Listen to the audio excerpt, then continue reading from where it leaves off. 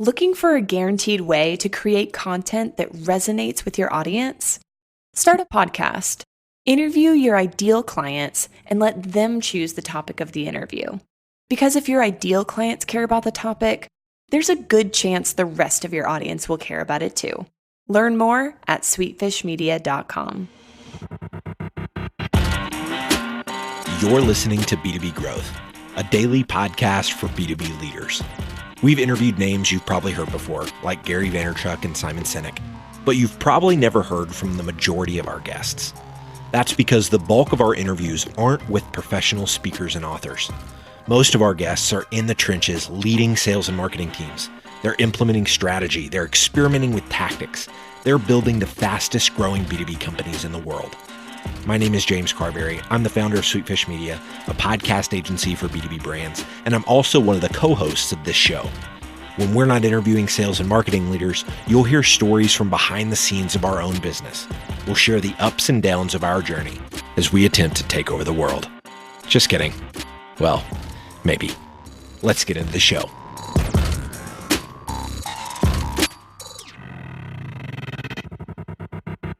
Welcome back to B2B Growth. I'm your host for today's episode, Logan Lyles with Sweetfish Media. I'm joined today by Jobina Gonsalves, VP of HR at TÜV SÜD Americas. Jobina, how are you today? I'm doing great. How are you, Logan? I am fantastic. Thank you for joining me today, Jobina. We're going to be talking about really maximizing the strengths of individuals on your team for greater effectiveness for your entire organization, something that's really top of mind for us at Sweetfish lately as we've been looking at some tools to really do this. So I'm excited for you to unpack some of those strategies for listeners today. Before we do that, I would love for you to give them just a little bit of background on yourself and what you and your team specifically at TÜV SÜD Americas are up to these days. Yeah, that's interesting. We at TÜV SÜD Americas have started on this One TÜV SÜD culture transformation journey, and TÜV SÜD has been in America for over 30 years. But for those of you know, it's a company headquartered in Germany. We are about 150 years old, and I would say 150 years young. And we have now, as a technical organization, moving towards more digital transformation. And that comes with a lot of change in our culture, in the way we look at things, in the way we develop our people. My role as VP HR for Americas is responsible for end-to-end employee lifecycle from recruitment to retirement, all across Americas, Canada, Mexico, and Brazil. I'm with TÜV SÜD for 7 years now, worked in Singapore for almost all of my 7 years in TÜV SÜD. Before that, I was with Bosch.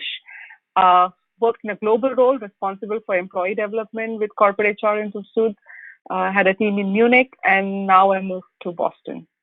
Nice. Yeah, we were just talking about that a little bit offline. You've got quite the big adventure in moving here coming up, and great history in working with your team there at TÜV SÜD. I love the way that you put that, 150-year young company. So let's talk about this idea of really leaning into your team members' strengths, because whether your company is 150 years old or 1 year old, you are still made up of individuals on your team in every functional role. And so one of the things that we can think about is in our modern culture of trying to develop effective organizations, we forget that they're made up of individual people. So one of the things that you guys have focused on at TÜV SÜD is leveraging StrengthsFinder. Can you give people a little bit of context? I'm familiar with it a little bit, but for our listeners who might not be familiar with that assessment tool, one, give us a little background there, and two, where you recommend folks using it and how to apply some of the learnings there.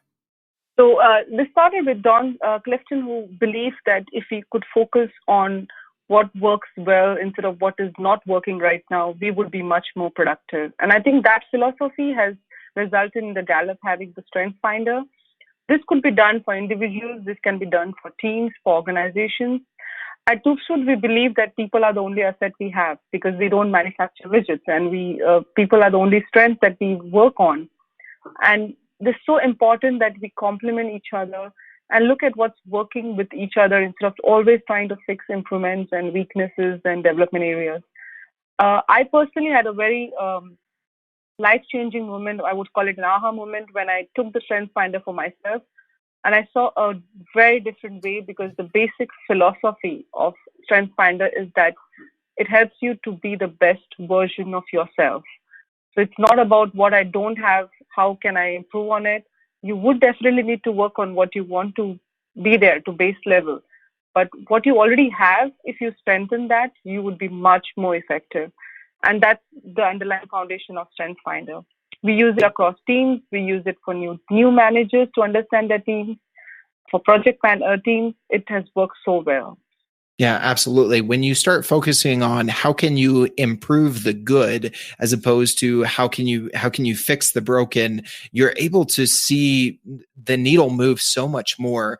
And there's this focus away from what's not working to what's great. Where can we double down, right? Where are the areas where things are going well, but they could be even better, and focusing on improvements in those areas where there's already positive changes that you can celebrate, but then you can improve upon, right?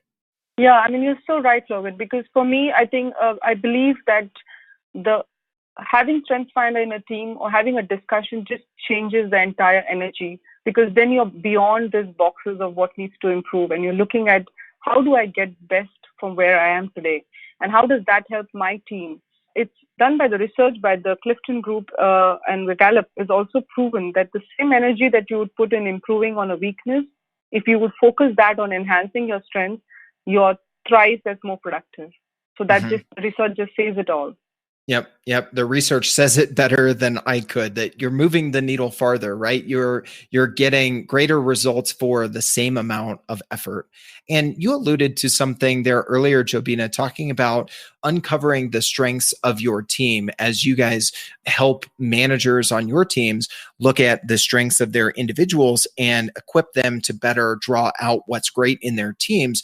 You can also look at how you build teams to complement the strengths of individuals within a team or the different strengths of different teams that need to work cross-functionally, right?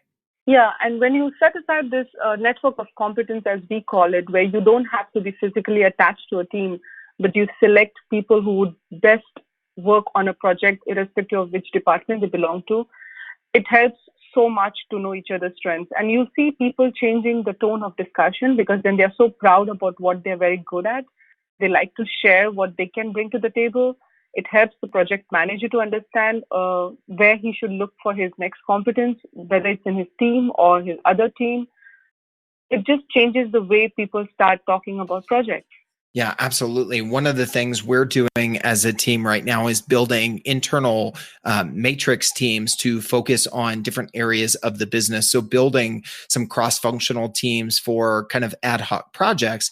And before we started thinking about this in, okay, who do we think might be good for this team and that team? Now, as we've looked at the Clifton Strengths Finder, the Gallup assessment, we can start to build those teams with more of a data mindset. We can say, okay, this team doesn't have anyone with this strength and it's going to be needed for this project. How do we kind of reorganize those or bring someone else in to help with that? So I can definitely see the effects real time of what you're talking about there, Jobina.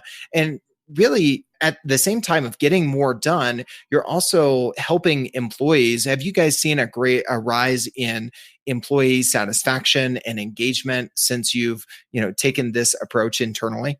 Yes, I think one of the biggest advantage for it is because unlike other profiling tools, you don't box people in. So we believe that Strength Finder teams are neutral, they are not labeled, and you always try to lead with a positive intent. One underlying principle followed by Strength Finder is that differences are advantages. So you look for those advantages and not as differences. I would say one experience I have with a hiring manager when she had a Strength Finder done for her team and she was looking for new talent to add on to her team. She said it was such an aha moment for her because she would have gone for somebody who's like her, whereas now she knows that she needs to find somebody who complements her. So that was from the business point of view, this was really important for us that we don't have a very homogeneous team, but you kind of try to mix it up and have people with different strengths who play with each other and complement each other and just take the team forward. Yeah, absolutely. Because our natural inclination is to look for folks who are like us. That's what we naturally gravitate to for very specific and long held for long-standing psychological reasons. But when we're able to pull ourselves, a step back from that, we can see, that if we bring people on our team that are just like us, they may have the same strengths, but they also have the same weaknesses. And maybe, that area of weakness is something that needs to be filled. And if you and your team are always trying to improve that weakness in something that is always, going to be at somewhat of a disadvantage in your team, then you're doing your team a disservice, right? Exactly. And I think one other example I can share is when a manager felt that he was so happy that people started looking beyond the eye. Because when you talk about team strength finder, they all said, okay, for our team, we need somebody more strategic or more execution. But then it was not about what I can do. It's more about what does this team need? And that also adds a lot of dynamic to the team, because then you start getting the best of each other. You know what you're looking for and how you can work towards that. Yeah, absolutely. For you specifically, Jobina, have you found that looking at and knowing your strengths, going through the Strengths Finder assessment, changed the type of projects that you took on, the type of work that maybe you delegated, or the type of people you brought on to your team? Yes, I think I'm a big fan of Strengths Finder when I did this exercise, so much so that I went and got certified. So I'm a certified coach for Strengths Finder. And what I realized is it's so important to be aware of what your strengths are. So one is really, as they say, that you name it, you claim it, and you aim it. So you take charge of what your strengths are and you really aim it to the best way possible. And I have a lot of strengths on relationship building, and that helps me so much, even in this change that I'm trying to do now in terms of my lifestyle and moving from Singapore to Boston. This empathy, this adaptability really comes into play. You can see how once you start using the lens of Strengths Finder, you realize that how very often in a day you use your strengths without realizing it. It's just brilliant.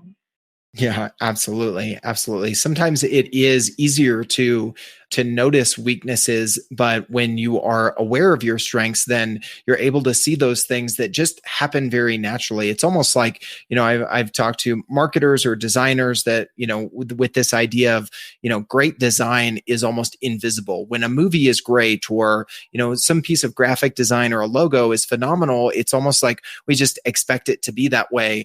And when we look at our own strengths and our own qualities as individuals and team members, we tend to just kind of take those for granted. But by taking this approach of looking at your teams and your individuals on your teams, their specific strengths, and calling them out, then you're able to lean into them. Whereas otherwise you may have just kind of taken them for granted and let them be and not had that chance to take them from good to great, right? So I love that, Jobina. I love to hear your story and how you guys are leaning into this approach with the push internally at TÜV SÜD.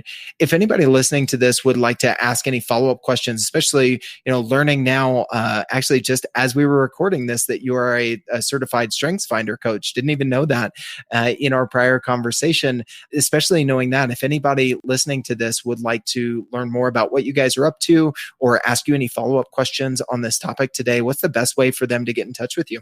I'm always reachable on LinkedIn. So please feel free to write to me. It's a topic I'm very passionate about, not in just organization-wise, but also personally. So I would be happy to be sharing any views and feedback. Absolutely. Well, we will, as always, link to your LinkedIn profile in the show notes, Jobina. Thank you so much for joining us on the show today. This has been a real pleasure. Pleasure is mine, Logan. It's really nice talking to you. We totally get it. We publish a ton of content on this podcast, and it can be a lot to keep up with. That's why we've started the B2B Growth Big Three, a no-fluff email that boils down our 3 biggest takeaways from an entire week of episodes.